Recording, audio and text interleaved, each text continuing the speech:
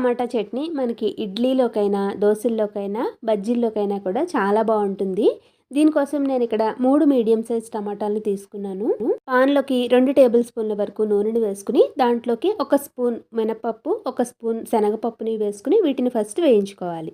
ఇవి వేగిన తర్వాత కారానికి తగినట్లుగా ఎండుమిర్చిని, పచ్చిమిర్చిని వేసుకోవాలి. నేనిక్కడ 4 ఎండుమిర్చి, 5 పచ్చిమిర్చిని వేసుకున్నాను.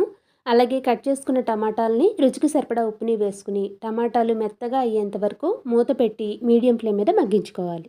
మధ్య మధ్యలో కలుపుతూ ఉంటే మనకి అడుగు అనేది మాడిపోకుండా ఉంటుంది. ఇలా టమాటాలు మెత్తగా అయిన తర్వాత దీంట్లోకి కాడలతో పాటు కొత్తిమీరని వేసుకోవాలి. ఈ పచ్చడిలో మనకి కొత్తిమీర ఫ్లేవర్ అనేది బాగా తెలుస్తుంది కాబట్టి ఇలా కాడలతో వేసుకుంటే పచ్చడి టేస్ట్ అనేది బాగుంటుంది. అలాగే 2 వెల్లుల్లి, కొద్దిగా చింతపండుని వేసుకుని ఒక 5 నిమిషాలు మగ్గించుకున్న తర్వాత కొద్దిగా జీలకర్ర వేసుకుని స్టవ్ ఫ్లేమ్ని ఆఫ్ చేసేసుకోవాలి. ఇది పూర్తిగా చల్లారిన తర్వాత మెత్తగా గ్రైండ్ చేసుకుని పైన మనం